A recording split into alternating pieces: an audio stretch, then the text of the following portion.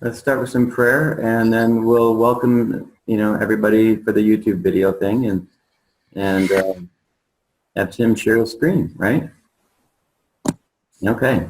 Abba, Father, we do thank you and praise you for saving us, for calling us, for joining us. And Father, we thank you that you have made us to be interested in your times and your seasons and your word of life. And it is life to us. We thank you, Father, for the season that we're in right now, and we ask that you would guide us through it, that on Shavuot we would present an offering that's acceptable to you. Not only would we hear your voice, but that we would present ourselves fresh and new. And Father, we ask that you guide Tim this evening as he shares your calendar, as he shares Tekufah, and as he shares what you have for him. And Father, I pray that we would have a willing spirit to lay down what we think we know long enough to receive what we haven't been given yet. And we give you the praise, the honor, and the glory for putting this together, and for those that are here this evening. We pray for those that are not here, that you would bless them. And we just give you the thanks, the honor, and the glory in Yahushua's name, our Messiah. Amen. Amen. Amen. Here we go. Oh, we're already recording. All right. It must have been automatically recording. Okay. All right. Hello and welcome to Covenant Calendar Club. We're glad that you're here and that you are with us this evening. And so we just want to give you a real big shout out and say hello. Hello, everyone. Tonight's call is recorded. Hello. So if those of you that don't want to be seen on the screen, please go ahead and turn off your screen. Otherwise, someone might see your beautiful face. And so we're going to go ahead and start our evening. Give the computer over to Tim and Jenna. Shalom, everyone. Glad to be back. Glad to start up on Covenant Calendar Club once again. We had an absolutely fabulous face-off. Thoroughly enjoyed it. We're very, very, very blessed. What's incredible is when you see new faces that are just lapping up the information like a sponge. They're just interested. They want to know. They don't care what it is as long as it's truth. They want to know. And that is so precious. It really, really is. Tonight we're going to do the Tequfah Unveiled. And the Tekufah is the equinox. And the purpose of this PowerPoint is to get you so you'll know exactly what a Tekufah is and where it's located in the scriptures. So if somebody asks you, well, where do you find that? Well, you'll be able to, I'm going to show you the scriptures, and you'll be able to go back to this PowerPoint, and you'll be able to point to people and say, this is where it is in the scriptures. This is Yahuwah's definition of a circuit in the sky which stops the old year and starts the new year according to the Matzeroth. So I'm hoping you'll be able to understand this. And Charlene has told me I got to slow down because I go too fast. So she's my PowerPoint, please. Eh? Okay, I'm going to try share a screen here, and we'll see if we can get going. Can you see it? Yes, yes, yes. There it is. Looking good. Yes. Okay. Oh, scary. That's just to get your attention. Tequfah Unveiled. What on earth is a Tekufah? The Tekufah is actually a celestial event designed by Yahuwah as a sign for determining time. And you'll note that I emphasized sign there because that is extremely important. We're going to be looking more at that later. The Tekufah does not rely solely on a single orb, but is a combination of multiple identities in the vast Shemayim. A Tekufah is known in English as an equinox. There are two Tekufah within 1 year. The first event is the Spring Tekufah, which occurs on either March 19, 20, or 21 on the Gregorian calendar. The dates being used here are calculated from the Universal Coordinated Time Zone. These dates need to be adjusted according to the location of where one lives on this earth. More about the UTC later in this presentation. The most common date is the 20th, then the 21st, and more rarely the 19th of March. The autumn Tekufah occurs on and around September 23 on the Gregorian calendar. The Tekufah is very commonly mistaken as the equilux, and we're going to hear a little bit more about that later on.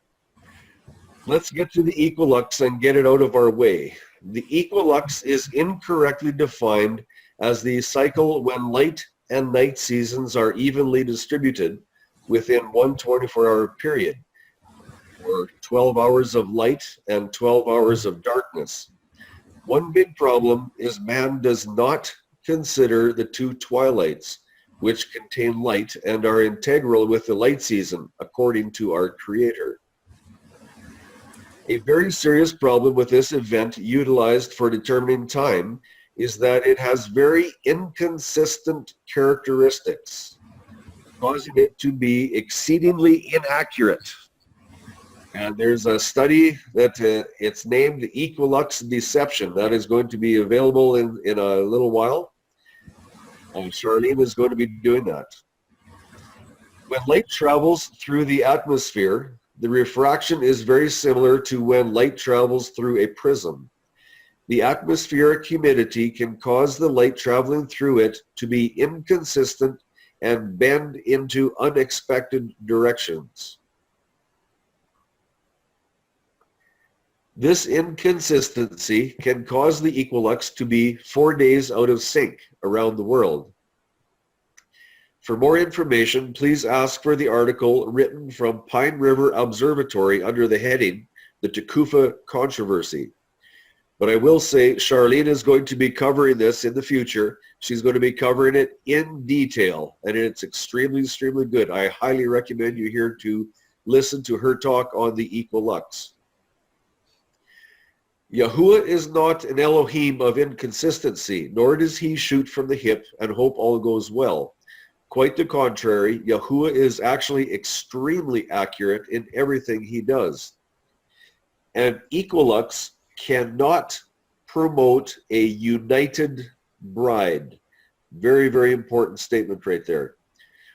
A united bride who will worship Yahuwah on his set-apart appointments, upon which he promised specifically to dwell with us.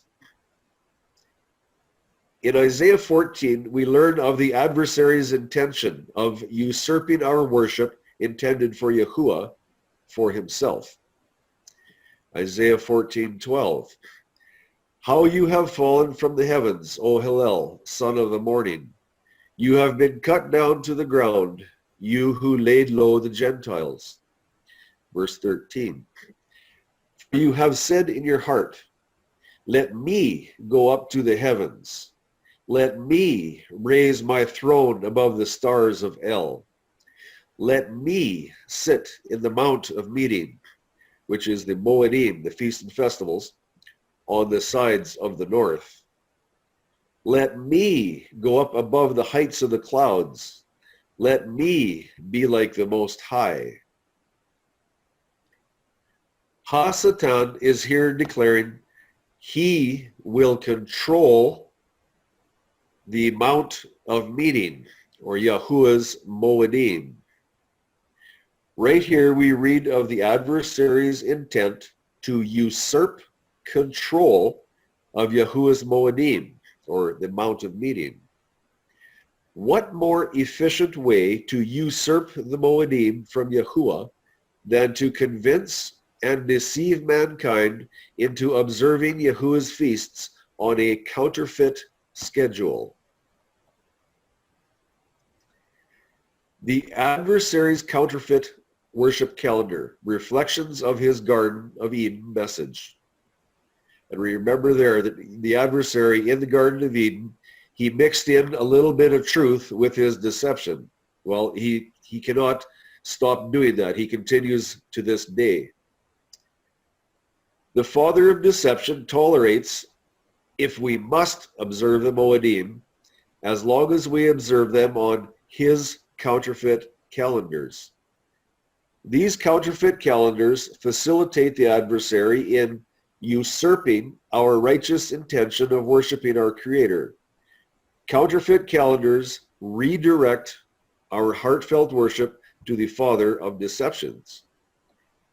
Satan has redesigned and declared the lunation of the moon peripheries to be only fractionally off from Yahuwah's Shaneh months. They are only fractionally out of sync with the designated time frames created and imposed by Yahuwah. The word camouflage comes to mind here. And I'd like to point out that word Shaneh. That is the word for year. It's used around, I can't remember the exact number, but I believe it's 879 times in the Old Testament.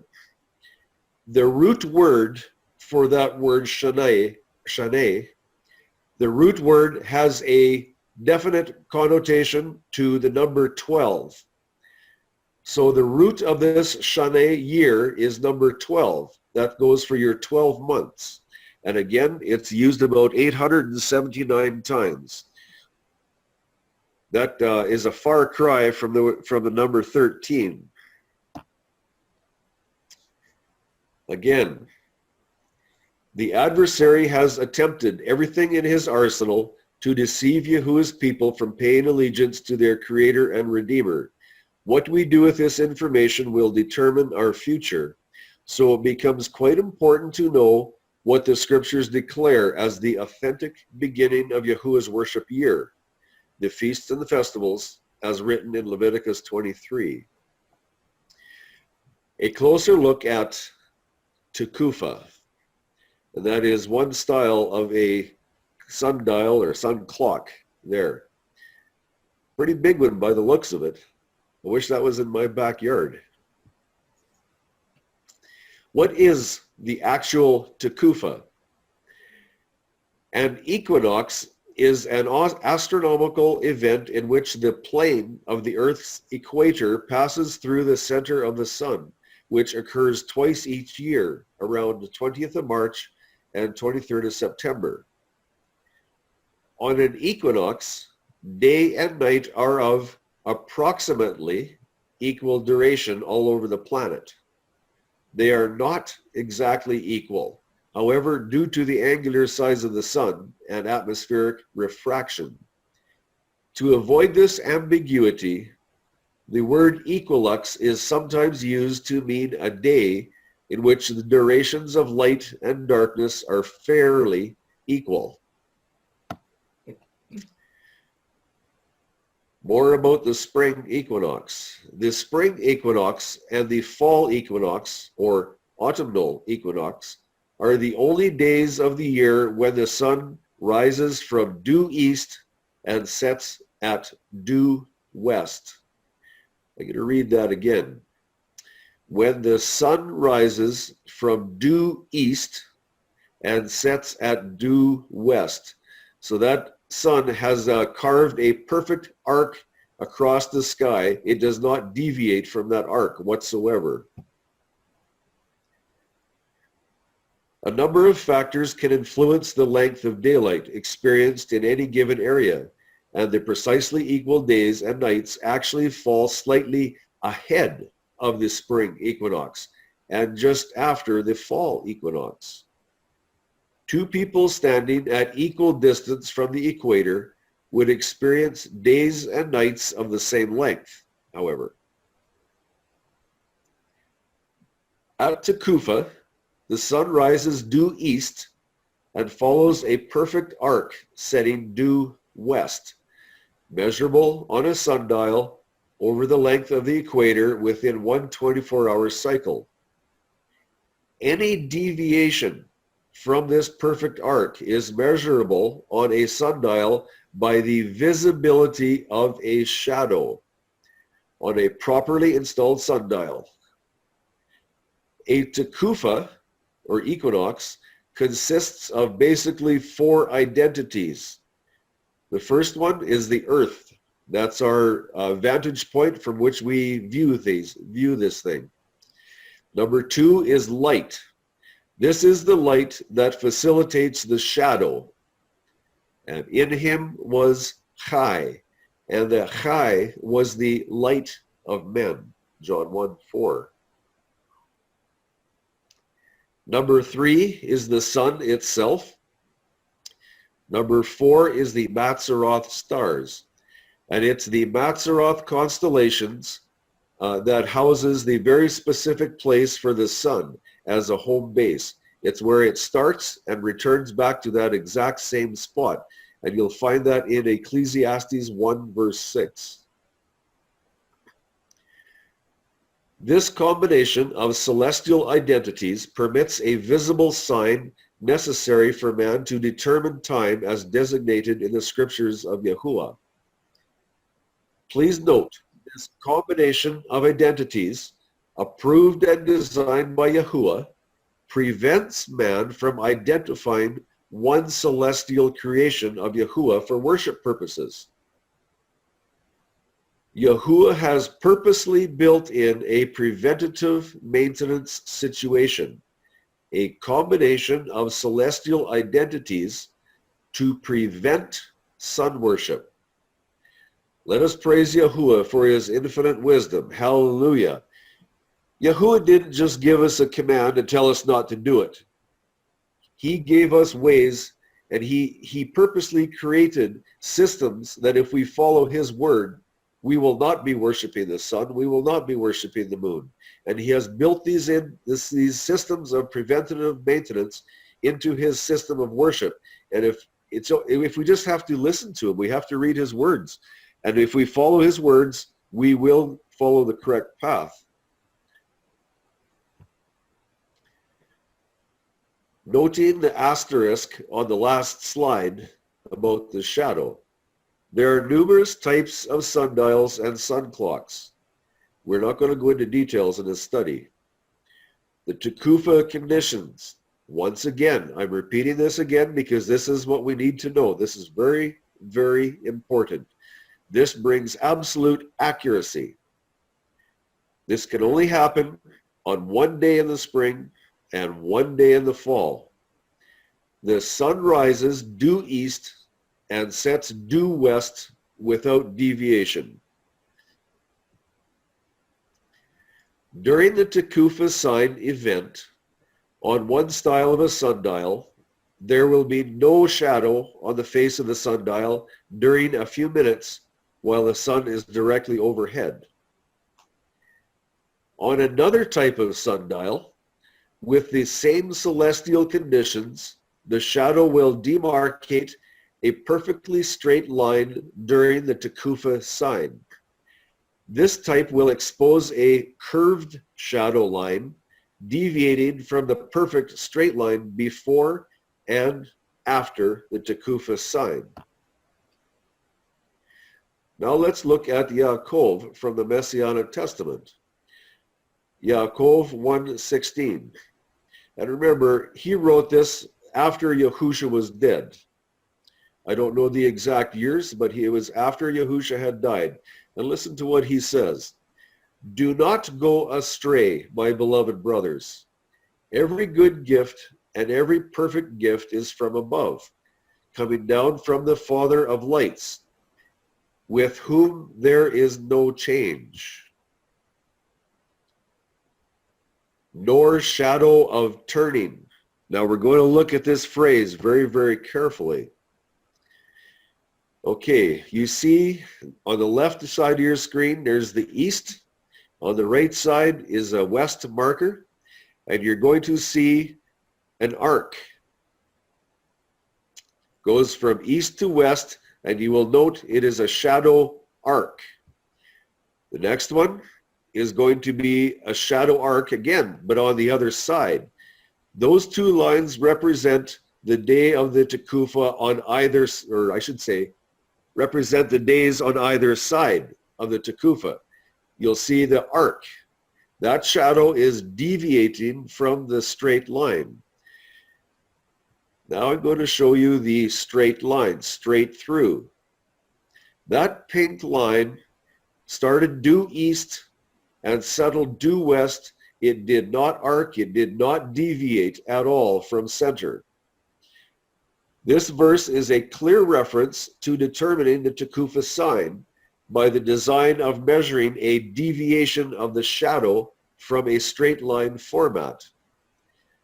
Now we're going to look a little bit closer to Yaakov. The word turning, G5157, the word is trope. It's used once in the Messianic Testament.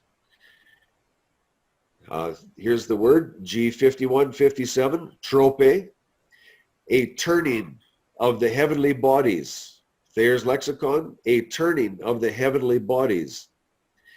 The heavenly bodies that Yaakov is identifying are the Mazzaroth stars, the orbs of the sun and the earth.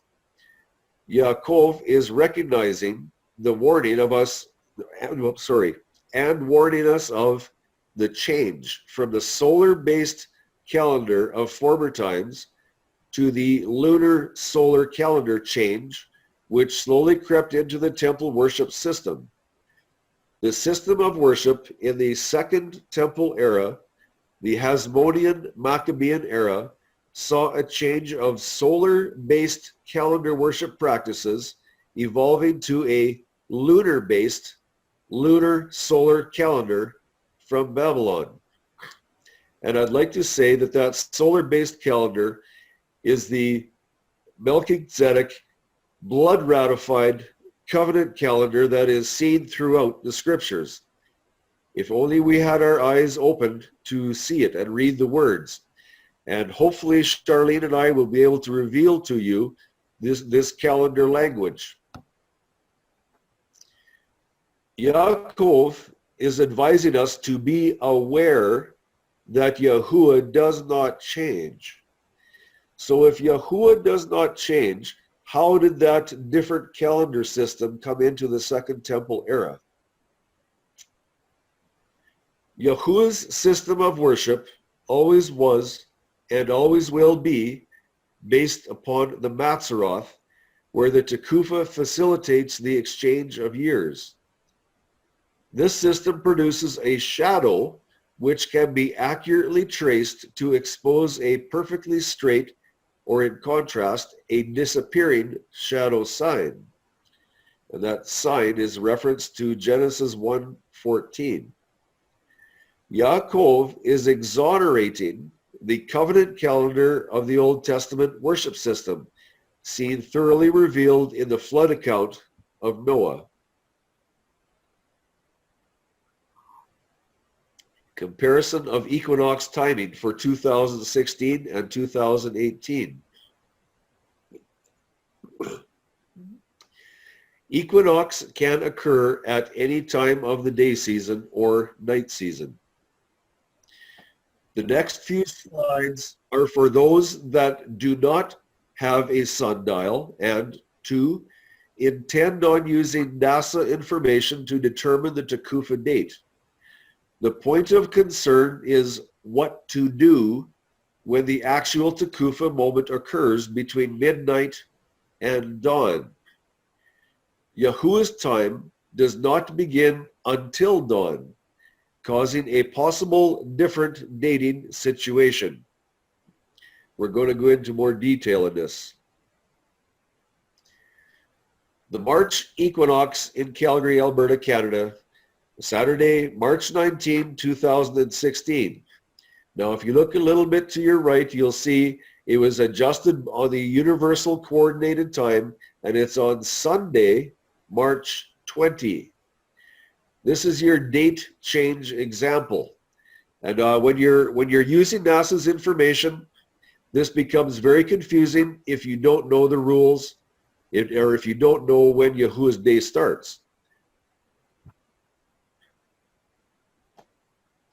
Please note the time that is recorded for this Tekufah occurrence. It is 4:30 a.m. UTC.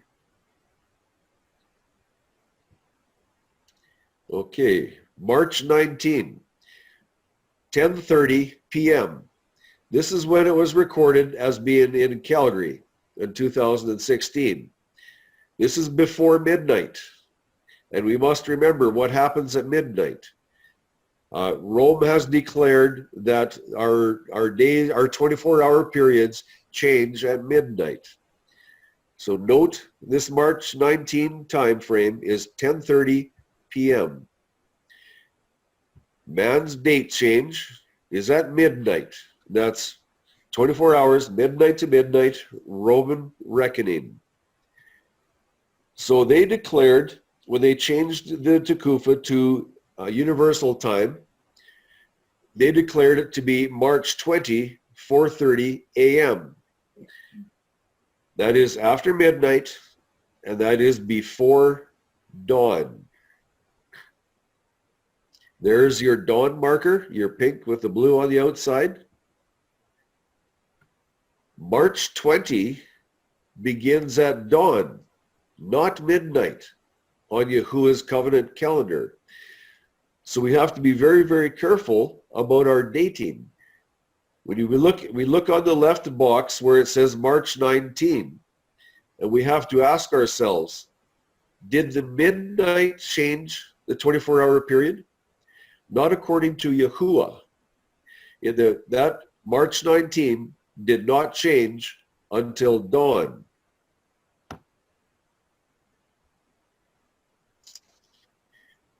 Same graphic, 2016. The Tekufah moment is declared between midnight and dawn, then a deliberate date calculation adjustment is necessary. Your time zone location on this earth is important. Let's compare year and dates. 2018. The vernal equinox in Calgary was on Tuesday, March 20, 2018, and it was at 10:15 a.m. Mountain time. Greenwich Universal Coordinated Time, it says it was on Tuesday, March 20, 2018 at 6:15 or 4:15 p.m. So there was no change there. There was not a problem because there was no problem with the Roman reckoning day starting at midnight. So this does not have to be adjusted. And there's the same chart again. The dawn start, this is March 20, and the Tekufah, the equinox, March 20 at 10:15 a.m. Mountain Time. And then their universal time, March 20 at 4:15 p.m. So there's not a problem here. This time it was just fine and there was no adjustment necessary. Yeah, no adjustment. Where is Tekufah located in the scriptures? And you might want to get out your writing pad and write down these verses.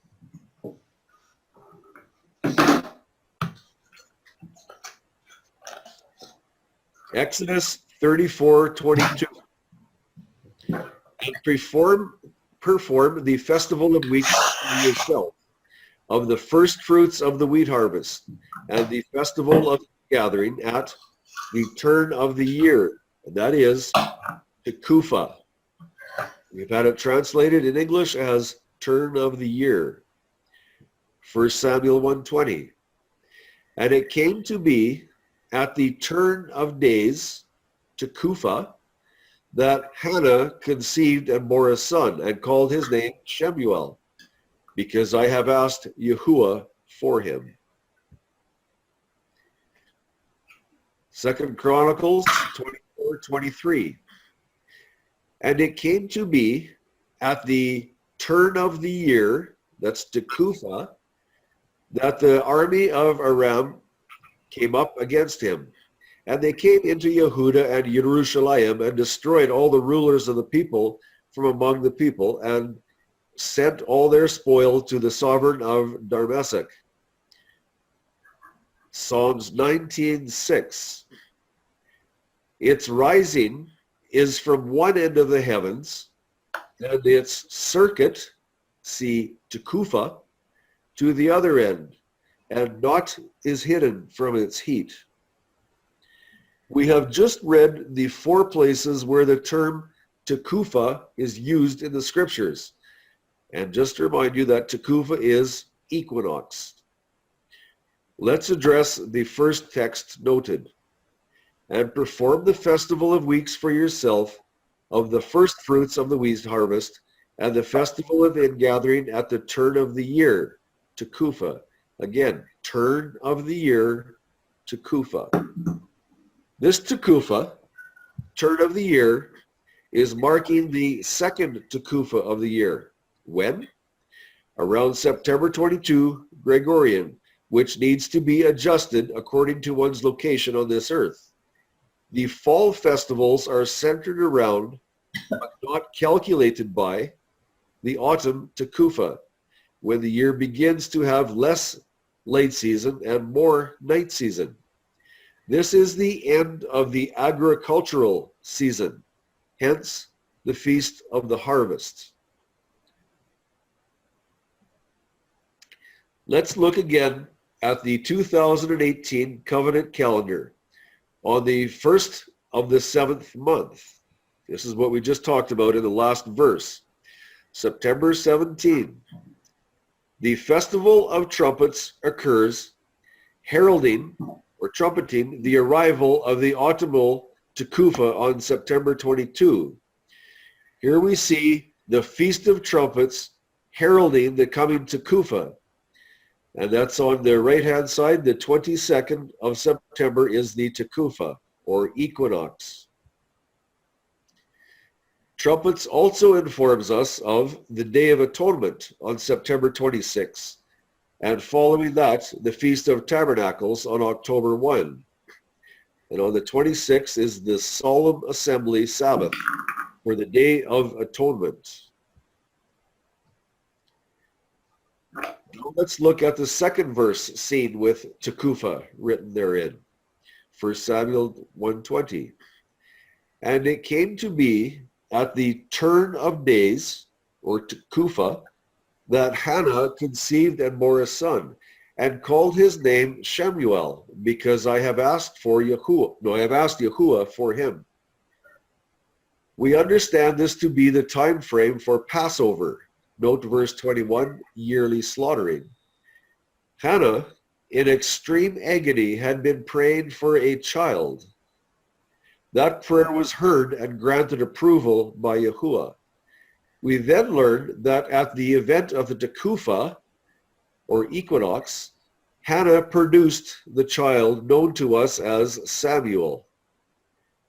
Yahuwah incorporated the Matzeroth-based Moedim in the birth timing of Yitzhak, or Isaac, in Genesis 17:21, chapter 18:14, and 21:2. You will read about this. This is another example of many set-apart Moed markers by which Yahuwah guided the nation of Israel. Elkanah knew Hannah, and 9 months later, at the start of the year, the Tekufah, she was with child, Samuel, and preparing to give birth just before Passover. Coincidence? Not a chance. Investigating more verses on Tekufah. 2 Chronicles 24:23. And it came to be at the turn of the year, the Tekufah, that the army of Aram came up against him. And they came into Yehuda and Jerusalem and destroyed all the rulers of the people from among the people, and sent all their spoil to the sovereign of Damascus. This text is speaking about the spring Tekufah, or equinox, and we will be further verified when we look at another word which helps verify these concepts. So we'll be coming back to that verse. Let's look at Psalms 19:6. Its rising is from one end of the heavens, and its circuit, the Tekufah, to the other end, and naught is hidden from its heat. verification of the celestial combination which ushers in the Tekufah. Psalms 19:6, one more time. Its rising, the sun, is from one end of the heavens, that would be the starting point within the stars of the Mazzaroth, and its yearly circuit, the Tekufah, to the other end, and naught is hidden from its heat.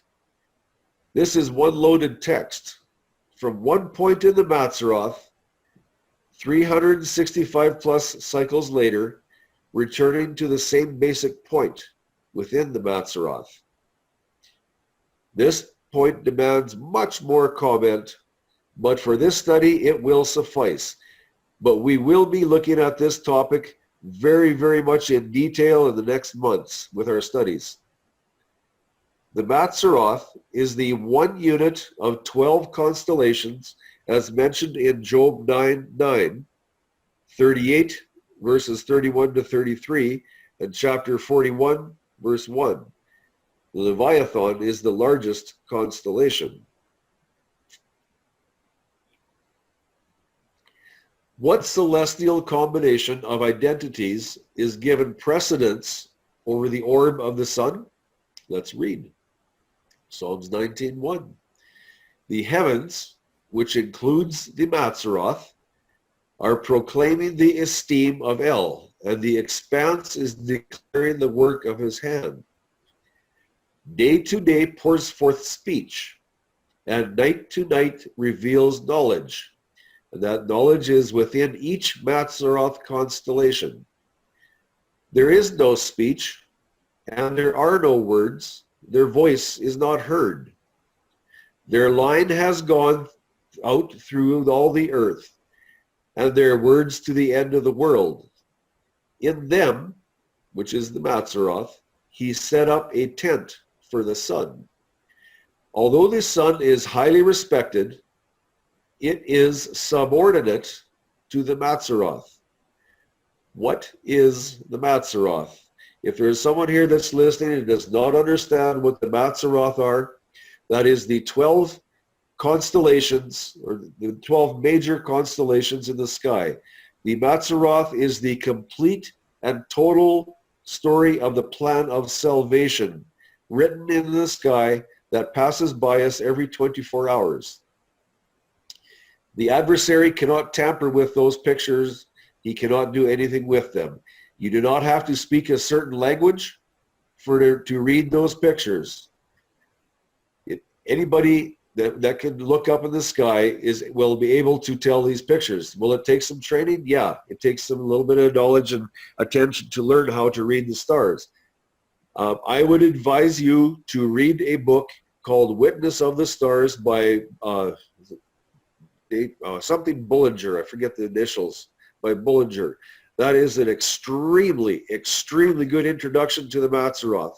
And he will show you how the full and complete plan of salvation, starting from Genesis right till Revelation 22, is written in the sky. Okay, back to this on the screen here. The Mazzaroth is nothing less than the second witness to the Scriptures, which the dragon cannot touch nor tamper with his evil intentions. The Mazzaroth consists of the 12 constellations, which relates the basic visual story of salvation written in the stars from Genesis 1 to Revelation 22:21. See Revelation 12:1. And our next week's study is going to be on Revelation 1, and it is going to be an eye-opener. Okay, back to the Tekufah. When the sun has achieved a full circuit, that is 365 cycles, within the Mazzaroth, the Tekufah, or Spring Equinox, once again occurs, resetting the start of Yahuwah's Kodesh, set-apart feast and festival, covenant calendar. How do we know which Tekufah is the start of Yahuwah's Kadosh year? Exodus 12:1. And Yahuwah spoke to Moshe and to Aharon in the land of Mitzrayim, saying, This month is the beginning of months for you. It is the first month of the year for you. Today you are going out in the month Abib, that is the greening. Abib, from an unused root, meaning to be tender or green in the young ear of grain. The name of the month of Abib or Nisan. In the KJV, it has Abib, ear or green ears of corn. Brown Driver Biggs also adds month of Exodus and Passover, March or April. Yahuwah gave Moshe the descriptive word Abib for the first month of the year by reason of the greening of the agricultural produce. It is this time of year that the Tekufah terminates and consequently resets the start of the year. Is there more scriptural support for Tekufah? Yes, we have more support. Yahuwah would not let us down. We are going to look at another word connected to Tekufah. The word is Teshuva, and I'm sure we've all heard this word. H8666, a reoccurrence, an answer, return, completion of a year, return of a year. At the return, construct, answer or reply. For a celestial identity to Teshuva, this means to travel one direction for a time and then make a full 180-degree change of direction, returning to the original location. We will look at some of the verses where Teshuva is used. There are other places also, but not in this context of time. Another context this word is used in is when a person turns their life around and returns to Yahusha. When they stop their futile life on this world and turn 180 degrees and begin to build a life with Yahusha, they have Teshuva in their life. They have turned around and are going an opposite direction, returning to their Creator. Hallelujah. But we are not searching that topic. Today, for the word Teshuva, we will look into the time aspect. 2 Samuel 11:1. And it came to be at the turn of the year, Teshuva, at the time sovereigns go out to battle, that David sent Joab and his servants with him and all Israel, and they destroyed the children of Ammon and besieged Rabbah. But David remained at Jerusalem. 1 Kings 20:22. And the prophet came to the sovereign of Israel and said to him, Go strengthen yourself, and know and see that what you should do. For at the turn of the year, or Teshuva, the sovereign of Aram is coming up against you. And verse 26, and it came to be at the turn of the year, Teshuva, that Ben-Hadad mustered the Arameans and went up to Aphek to fight against Israel. And 1 Chronicles 20 verse 1. And it came to be at the turn of the year, Teshuva, at the time sovereigns go out to battle, that Joab led out the power of the army and destroyed the land of the children of Ammon and came and besieged Rabbah. But David remained at Jerusalem, and Joab smote Rabbah and overthrew it. And the final one is 2 Chronicles 36:10. And at the turn of the year, Teshuva, sovereign Nebuchadnezzar sent and brought him to Babel with the valuable utensils from the house of Yahuwah, and made Sidkiyahu, Jehoiakim's brother, sovereign over Yehuda and Jerusalem. You may have noticed the blue highlighted words above. Why? Let's look once more at the verse below containing the word Tekufah, which was only lightly touched upon earlier. So we're going to read this verse once again. First or Second Chronicles 24:23. And it came to me at the turn of the year, Tekufah, that the army of Aram came up against him, and they came into Yehuda and Jerusalem, and destroyed all the rulers of the people from among the people, and sent all their spoil to the sovereign of Damascus. There's that word Tekufah. Are you saying that Tekufah and Teshuva mean the same thing? No, it's not quite like that. Tekufah very specifically references the actual celestial event. Does that mean the timing of the equinox here? Yes. Tekufah identifies the actual equinox and the positioning of the sun in the Mazzaroth. Teshuva references or describes very basically the type of action within the celestial event, which Scripture uses to point accurately to the springtime of the year. Does that mean the first day of spring here? Teshuva is not actually the first day of spring, but very close to it, say early springtime.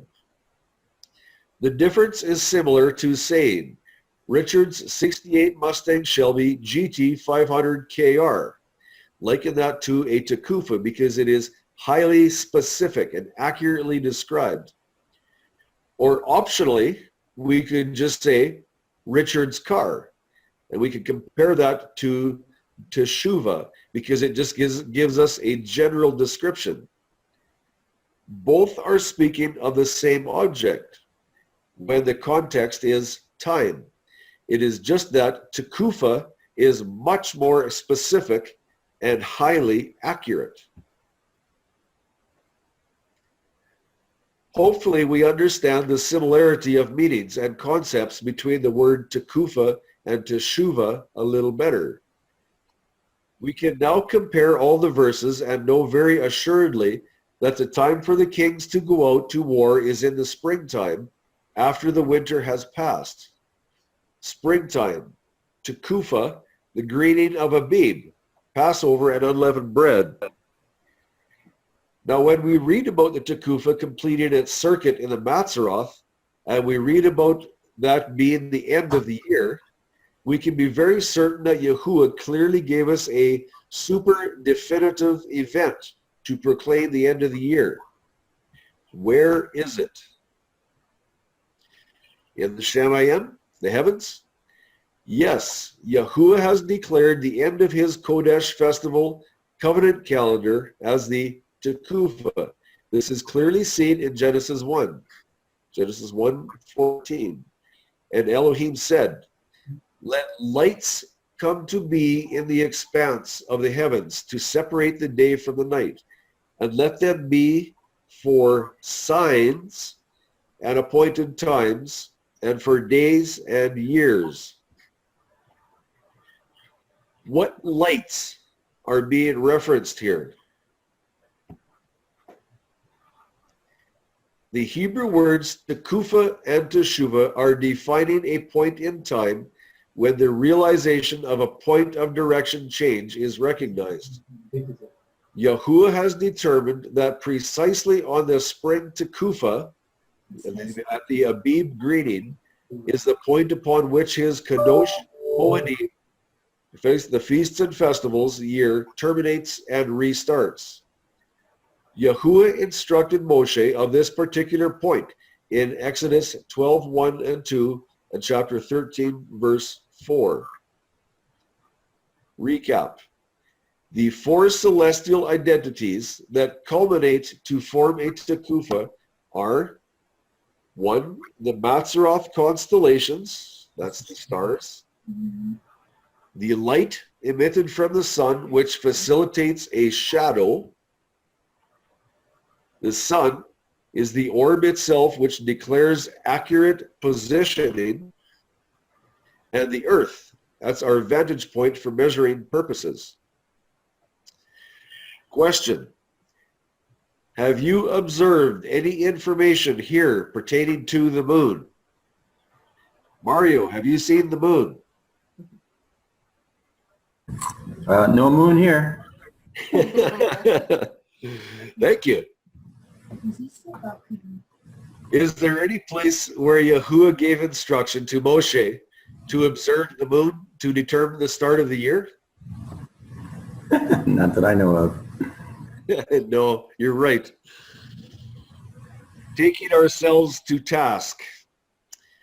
Next, we will examine a Tekufah chart for 2014. Will you be able to notice a mistake on this chart due to the increase of new information and knowledge since that time? Hint. A light season must be part of the equation to observe the celestial Tekufah sign event. And it is a sign. The task. It must be determined if the Tekufah occurred within that 24-hour period. Then and only then can the end of the year be proclaimed. Does that shadow alter itself or not? I praise Yahuwah that his mercy endureth forever. He holds our hand even when we are stumbling, picks us up, guiding us on our journey. Where is the Tekufah sign observation light season on this chart? Okay, I'm going to bring your eyes down to the center of the page where it says vernal equinox, and you see that yellow lightning bolt. I am the guilty one. I made this chart because I didn't understand things fully, and I declared that the 20th was the start of the new year. But because I have learned things, I now understand that the Tekufah has to be observed to declare the next day. So after the 20th on this chart, it should have been the day of observing the Tekufah sign, when you watch the shadow to declare what the shadows do, whether they arc or whether they go straight. So that is the mistake right there. That is the mistake. This is the problem area, and it has been corrected. And you'll see on the little circle in the middle, on the a little lower, I had 10 interim days, and that's not quite correct because it should have been 9. The Tekufah sign observation light season. We need to locate it. What light season was the Tekufah sign observed on? It was observed on the 20th in the light season. That is the final day of the year. When you observe that shadow or non-shadow, whichever type of system that you have, when you observe that straight line, that is the day of the Tekufah. That is the Tekufah sign. That is the final day of the year, and it is the next day. That is the first day of the year. So that March 20 should have been the Tekufah sign. The 24-hour cycle should have been reserved to observe the Tekufah sign as the last day of the year. It was not the first day. And I thank Yahuwah for his mercy. Praise Yahuwah for his patience with those of us who are slow to learn and make mistakes. Amen. Amen. Here is one of my favorite verses. Let me instruct you and teach you in the way you should go. Let me counsel you. My eye be upon you.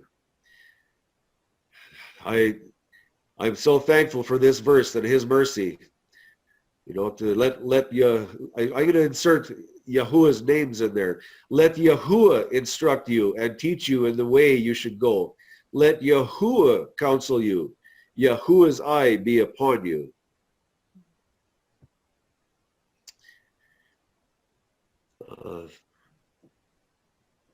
let's look at some calendar calculations.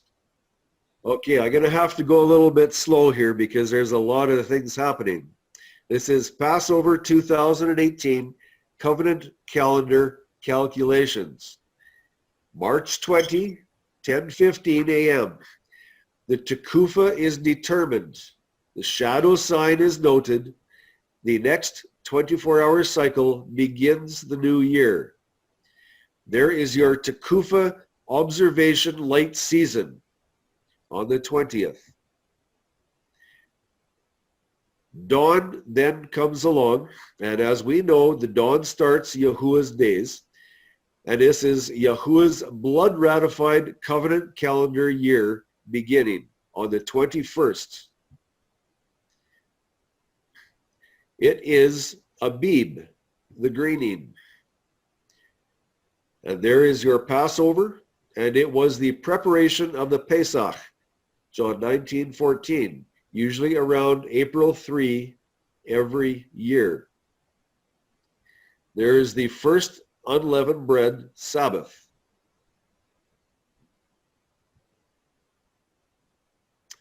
Okay, now it gets a little bit more complicated. 2018 calendar. This is a luni-solar comparison chart. There's your new moon. The new moon is on the 18th of March. There's your second new moon. That gold line is your Tekufah. The Tekufah to the new moon arrow. Yahuwah says the Tekufah ends the year. Man declares the sliver moon ends the year. There are 25 cycles in between them. To which year do they belong? And you'll note that the different phases of the moon are also used. So we need to make a decision. Are we going to believe what we have been taught, that the new moon is what starts the year? Or are we going to believe the words of the scriptures, the Hebrew definitions? Here is the Tekufah light season. That is the day where you observe the shadow signs. There is on the 21st at dawn is your covenant calendar New Year's cycle. And again, that is when Abib starts according to the covenant calendar. Again, there is your covenant calendar Passover on the 3rd of April.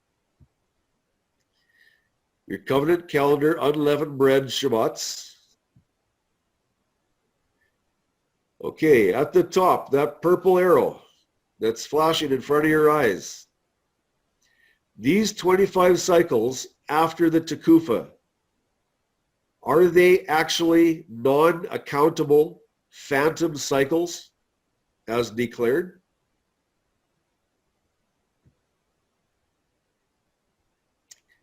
Here again, same chart, just more comments.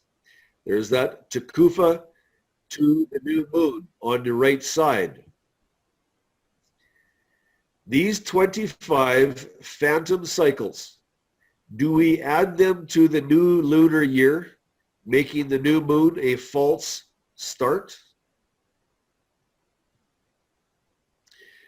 Or do we account for them on Yahuwah's previous year, making the Tekufah null and void? This is your choice, because we're taught by many different organizations that the new moon starts the feasts and festivals and starts the years. But the scriptures tells us that the Tekufah does. And in between the Tekufah, 2018, and the new moon are these 25 days. And we must decide whether they are accountable or if we can accept that Yahuwah made something that is non-accountable. The luni-solar calendar declares these days between the Tekufah and the new moon as being non-counted days. Yet Yahuwah held me accountable for my sins on these same days. How can there be a double standard which conflicts with Yahuwah's word and yet carries the consequence of death? Isaiah 55:11. So is my word that goes forth from my mouth. It does not return to me empty, but shall do what I please and shall certainly accomplish what I sent it for. So I ask you again, those 25 days that we are told that we do not count, are they going to return to our Creator empty? Are they non-accountable days? If we add them on to the new moon, that means the previous new moon doesn't fit or is not correct. If we add them on to Yahuwah's Tekufah, after the Tekufah, then we're making the Tekufah null and void. In other words, we are not agreeing with what is written in the scriptures. So it becomes very, very serious. Has anyone told you that those interim cycles between the Tekufah and the new moon are not to be accounted for? Would this mean that Yahuwah created a void? 25 voids this year alone? Has your Creator made anything that does not exist nor can be accounted for? Friends, the time has come to reassess our belief structure on the start of the year topic. Next slide is another idea to put forth that might disturb you a little. Okay, a lot. It identifies Hasatan's counterfeit for the Tekufah.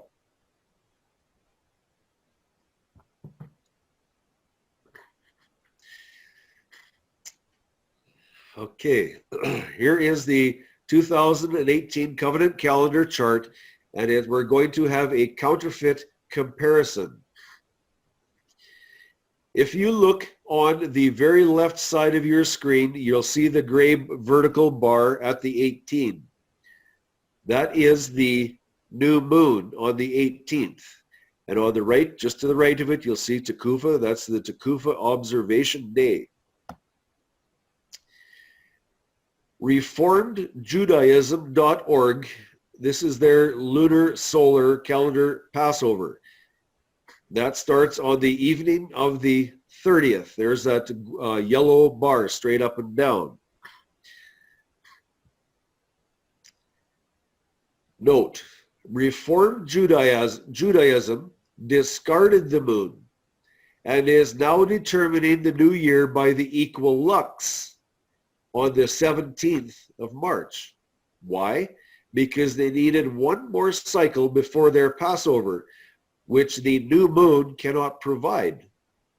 The sliver new moon only provides 13 days, not the 14 required by scriptures. We see a calculated manipulation. And I would like you to go sometime when you review this slide, or review this study, take your finger and count the days from where you see that X on the left-hand side of your screen. Count those days up to the 30th of March. There is only 13 days there. So either they have to disobey the command for the Passover to be on the 14th of the first month, or they have to alter their calendar. It becomes very, very serious. There is only 13 days only from the 18th to the 29th. That is, or the evening of the 29th, or the evening of the 30th, I'm sorry. They cannot allow a Passover on the seventh day Sabbath. That is part of what they believe. That's one of their rules. So how do they get around this? How do they get 14 days before that seventh day Sabbath? They have to go back to the equinox. And there is your Reformed Judaism Abib month, starting before the Tekufah. Their first day of Abib will be prior to Yahuwah's Tekufah. My question to you, does that agree with the scriptures?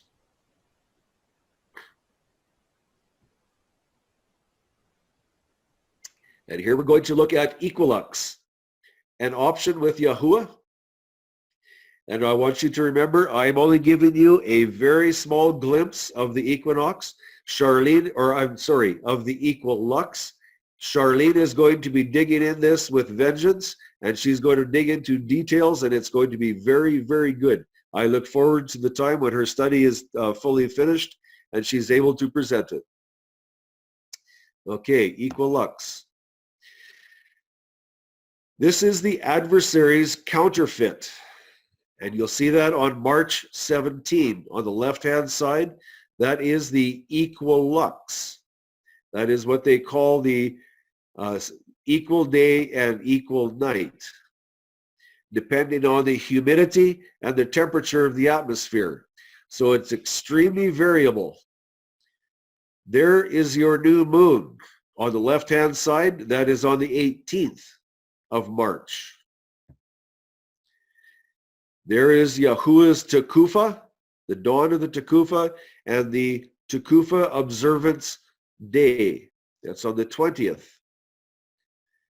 There is your covenant calendar New Year's cycle. That starts on the 21st of March, according to the covenant calendar. At dawn. Go ahead, Mario. At dawn. Yes, thank you. Equilux New Day or New Year Day is on March 17, before the new moon and before the Tekufah.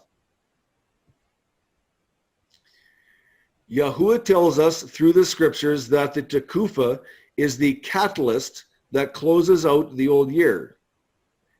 Do you believe Yahuwah or not? And Equilux, an option with Yahuwah, number 2. Again, there is the adversary's counterfeit on the left-hand side, March 17, Equilux. This is the counterfeit Abib. And I say counterfeit because it does not start at the Tekufah according to the scriptures.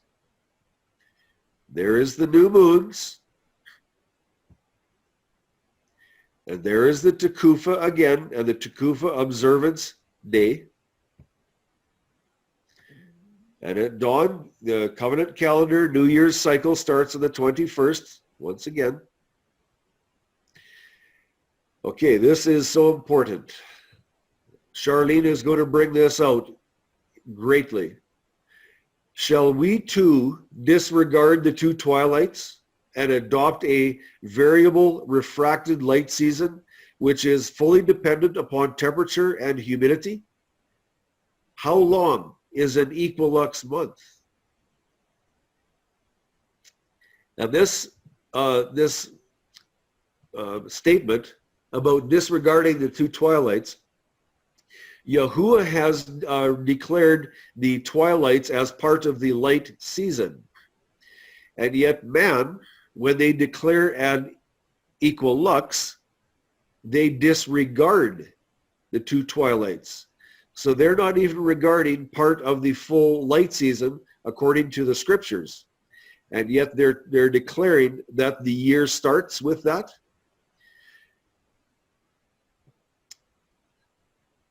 How long is an equilux month? I don't know that, otherwise I would give you the answer. For more information on the equilux deception, ask for the study with the same name. And Charlene, I'm looking forward to when that can be presented, because it is good.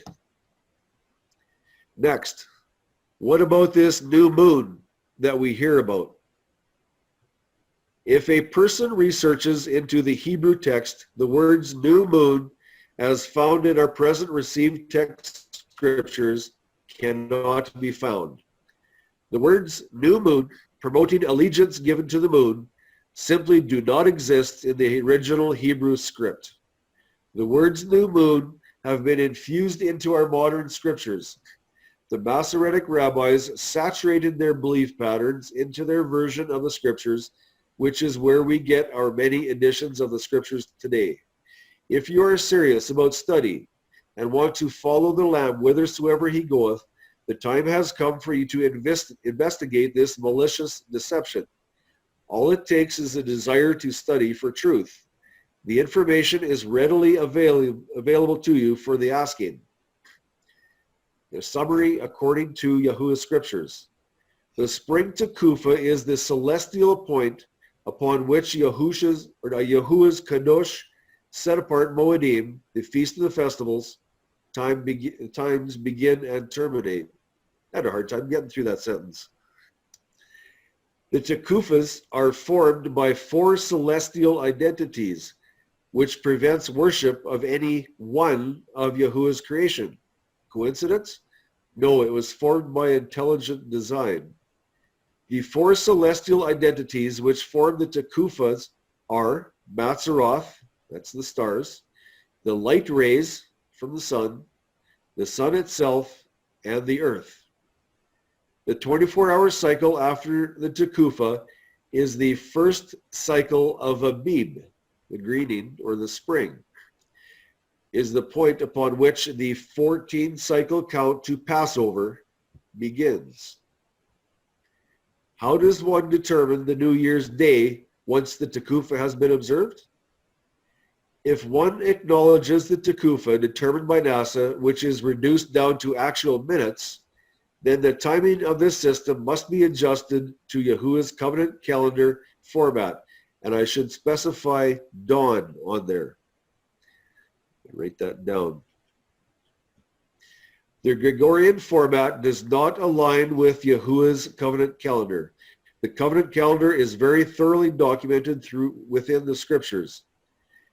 Example, NASA declares a Tekufah to occur at 3:30 a.m., March 20. What cycle of the month does this equate to on Yahuwah's covenant calendar format? Here we are, adjusting human determination over Yahuwah's covenant calendar. This is review. NASA, Tekufah, 3:30 a.m., March 20. 3:30 is still in the night darkness. NASA uses Roman reckoning to determine the 24-hour cycle. This means the new 24-hour cycle begins at midnight. Yahuwah's 24-hour cycles of the week start at dawn, not sunrise. There are 36 accounts of this in the scriptures. This means that under NASA's system for determining time, March 20 has started at midnight, approximately 6 hours before dawn's first light on Yahuwah's eternal timepiece, the Matzaroth. Therefore, when NASA has declared the Tekufah to occur on March 20 at 3:30 a.m., the Tekufah actually occurred at 3:30 a.m. on March 19, when converted over to covenant calendar time. Why March 19? Because the first light of dawn prior to the sunrise has not occurred. The dawn event facilitates changing the date from the 19th to the 20th of March. In the first cycle of the year, this factor becomes ultra important. If the Tekufah is declared by NASA to occur in the Erev, twilight mixture, after sunset, or any time up to midnight, when the date declared by NASA, then the date declared by NASA will not need date adjustment to be in alignment with Yahuwah's covenant calendar. Step 2.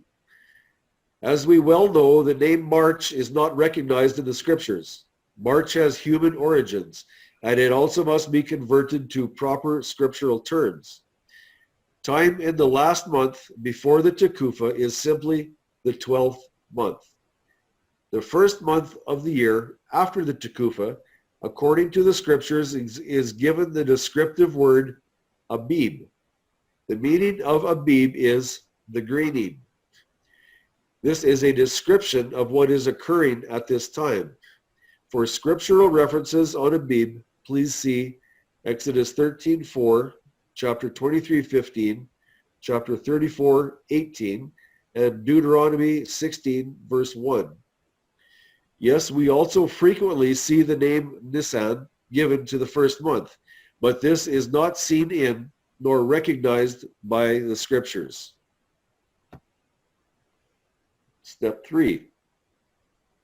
When the visible shadow briefly withdraws, or it strikes a perfectly straight line, that depends on which type of sundial is used, that specific cycle is then determined as the Tekufah sign cycle. This cycle of no shadow of turning, see James 1:17, is the final cycle of Yahuwah's covenant calendar year. Following the cycle of no shadow of turning, after the eyelashes of dawn's light has exposed itself above the dark horizon, this then is determined as the first cycle of Yahuwah's covenant calendar. And if you look in Job 3:9 and 41:18, it says very clearly the eyelashes of dawn. I guess that depends on what translation you have. This specific day is the first count of 14 for the festival of Passover. And a reminder notice, if the actual Tekufah event occurs in the night season when the shadow cannot be observed, the following light season from dawn to dawn is then considered the light season for observing the Tekufah sign, and it is the final year. The following cycle after that will then be Yahuwah's New Year cycle. Is it any wonder why this next verse was preserved by Yahuwah? Make us to know, so our days, that we number them, and we will frame a heart unto wisdom. And yes, that is very old English, so let's read it down below. Teach us to number our days, and let us bring the heart to wisdom. And I imagine Dana knows this verse off by heart. Even when he's sleeping, he could probably say it out loud. Can this verse be connected somehow to Luke 11:52? Woe to you, learned in the Torah, because you took away the key of knowledge. You did not enter in yourselves, and those who were entering in you hindered.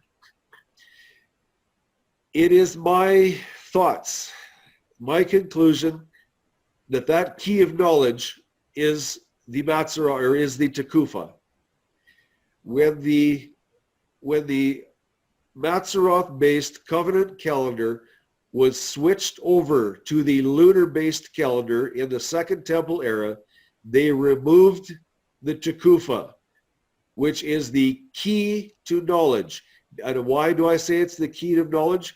Because it is only then, with the Tekufah, that we can align ourselves exactly and perfectly and accurately on Yahuwah's days that he has promised to be with us. And those are the Moedim.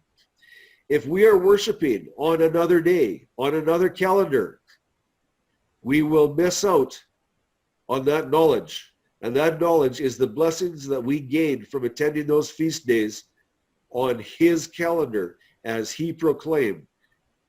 And that will be an exact opposition to the adversary who wants us to worship on his calendar so that he can usurp our worship for himself. Really understanding Psalms 19 verse 12. So teach us to number our days that we may apply our hearts unto wisdom. Counting principle. Yahuwah's original year has 360 days. When we learn to count out the days to 360, then it is time to be watching for the shadow sign, Genesis 1:14, which will be accomplished at the 365-day mark.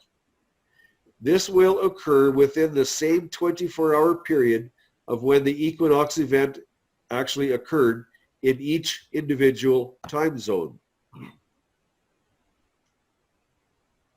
When determining the Tekufah, it is important to be aware of man's midnight change of the 24-hour cycle. in comparison to Yahuwah's dawn start to the cycle. A possible adjustment may be needed. If accepting NASA's specified Tekufah determination, your personal time zone must be examined carefully. An adjustment in time and date may be required. An example, does the Tekufah occur near, before, or after midnight? This potentially might create a date change from the Gregorian calendar. Example, does the Tekufah occur before or after dawn, not sunrise? This also could potentially cause a date adjustment. These few items that we need to be aware of are actually quite simple once understood. For the person standing outside their home, looking at the sky and setting up a simple sundial, it is very straightforward. For the person wanting to determine the Tekufah in advance, there is another study available named Equinox Equation. This is an advanced study that covers several different scenarios of Tekufah timing in detail. And Charlene has dug into this deep. And when I say it's in detail, believe me, it is in detail. And it takes some very, very serious brain work to go through this and understand it. It's very, very good. It's well worth your time. It's not quite ready yet, but it will be coming to us. Charlene will be delivering this on Covenant Calendar Club. The explicit purpose is to have you fully capable of determining the Tekufah well in advance for your location and time zone. And here's some final questions to ponder. If the moon is our guiding light, then why is it that Yahuwah did not mention the moon in the scriptures until Joseph's dream? Why is it that the moon was not mentioned to Moshe for determining the year? Why is it that new moon does not exist in the Hebrew scriptures? At what point in time do we find recent, solid, datable historic evidence of lunar involvement in the worship of Yahuwah? Hint, in the Qumran scrolls. Where are there commands in the scriptures to observe the lunar system for the worship of Yahuwah? Where do we find a 13th month with a witness written in the scriptures? And here's some final comments. We have seen the scriptural version to terminate the year past and to initiate Yahuwah's new worship year. What we do with it will determine our future. There are several basic systems to guide us through worship. Number one, Yahuwah's set-apart, blood-ratified, covenant-based calendar directly linked to the Melchizedek administration. This is exposed clearly in the flood account with Noah. It is also clearly documented in the Exodus from Mitzrayim and the Passion Week of Yahusha. Other worship system choices. Number two, the Zadok and Enoch calendars, which are based upon the Dead Sea Scrolls.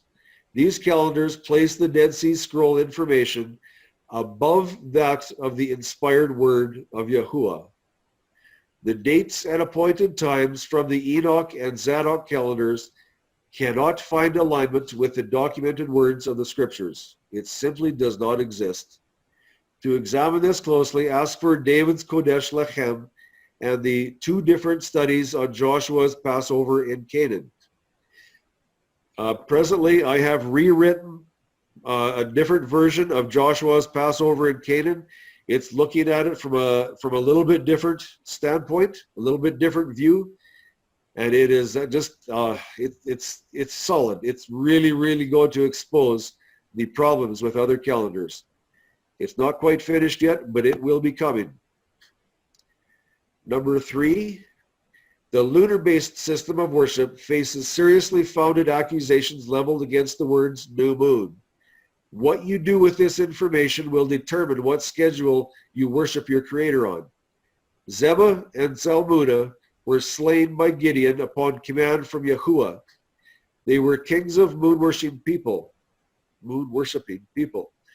Jericho was also the center of moon worship and was the first identity destroyed by Yahuwah upon Israel entering the promised land. Revelation 12:1 shows the bride of Yahusha, Bethulah of the Mazzaroth, as having placed the lunar system of worship, symbolized by the moon, under her feet. This position exposes complete vanquished authority in utter defeat. And this is a study that we're going to be looking at next Friday night, next preparation night. This is one incredibly good study. I love this one. I'm looking forward to present this. And more on the lunar option. The Metonic cycle, the lunar solar calendar, which surfaced shortly after the sundial incident of Hezekiah, is promoted heavily today among feast observant people. The dragon is not foolish enough to again promote a full lunar calendar, but he has most definitely promoted a combined lunar and solar calendar. This is it. This is some interesting material and some very heavy questions. And now, I guess we can go to some comments or some more questions. May Yahuwah bless you and guide you through eternity. Amen. Okay, how do I get stop share? Questions, anybody? Comments? Let's need some more light in here. Thank you, Joshua.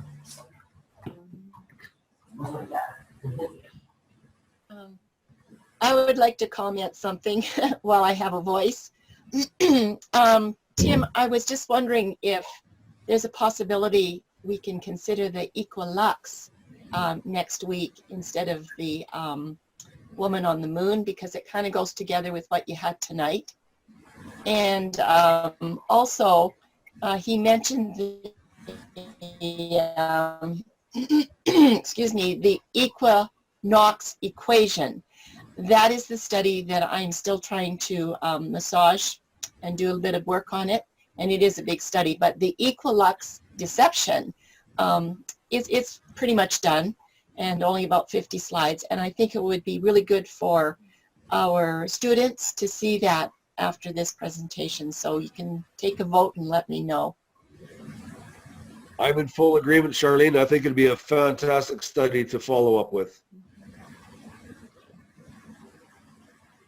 Anybody else?